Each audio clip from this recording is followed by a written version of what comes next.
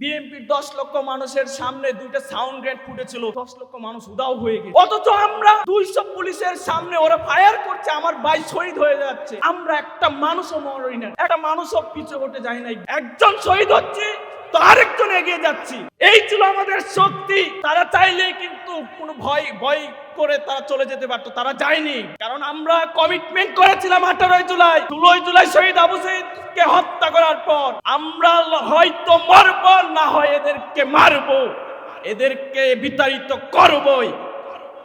আল্লাহ আমাদের সহায় হয়েছিল। অনেকেই বলে যে মেটিকুলাস ডিজাইন আমাদের জুলাই, আমিও বলি হ্যাঁ, এটা মেটিকুলাস ডিজাইনই ছিল, কিন্তু সেই ডিজাইনার কে ছিল? খুদা তাআলা ছিল। উনি ছিল বলেই আমরা পেরেছি, হাসিনাকে বিতাড়িত করেছি।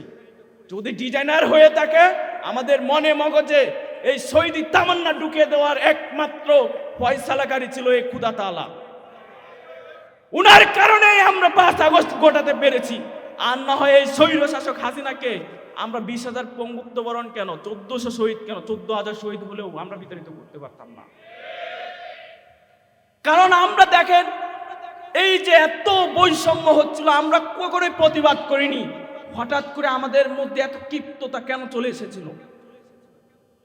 আমরা কখনো কল্পনাও করতে পারিনি যে একটা সাউন্ড গ্রেনেডের শব্দ শুনলে পুরো এলাকা ফাঁকা হয়ে যেত। এই তো কিছুদিন আগেই আল্লাহ আমাদেরকে ফয়সালা দিয়েছিল, কিন্তু দুঃখের বিষয় ওই সময় আমাদের মনে মগজে ছিল এই বৈষম্য নিরসন করা, স্বৈর শাসককে ভেঙে দেয়া। আমরা স্বৈর শাসকের গদি লড়িয়ে দিয়েছি, ভেঙে দিয়েছি, কিন্তু বৈষম্য এখন অবধি আমরা নির্মূল করতে পারিনি। যারা ওয়াদা করে এই চেয়ারে বসেছে,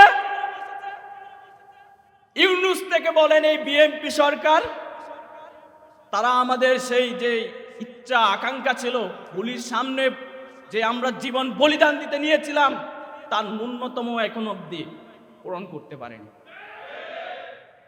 যদি পূরণ করত, তাহলে আমার মতো হতভাগারা রাতের পর রাত 2 বছর হয়ে গেছে এত ট্রমাটাইজ থেকে নির্ঘুম থাকতো না।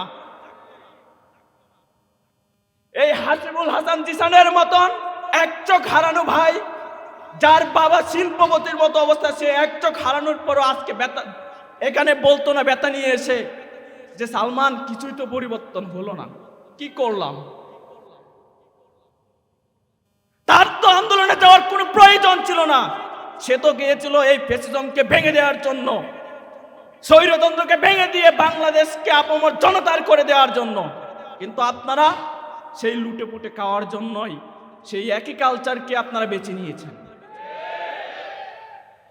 শীঘ্রই আমাদের যে জুলাই সনদ ছিল সেটাকে বাস্তবায়ন করেন। 70% মানুষের যে গণরায়, সেই গণরায়কে বাস্তবায়ন করেন। অনতিবিলম্বে যদি এটা বাস্তবায়ন না হয়, তাহলে দেখবেন আল্লাহ ছাড় দেয়, ছেড়ে দেয় না। হাসিনাকে যেরকম তাড়িয়েছে, এই বাংলার জনগণ, রিকশাওয়ালা থেকে শুরু করে প্রতিটা শ্রেণী পেশার মানুষ আবার একদিন না একদিন মাঠে নামবে, দেখে নিবেন ইনশাআল্লাহ।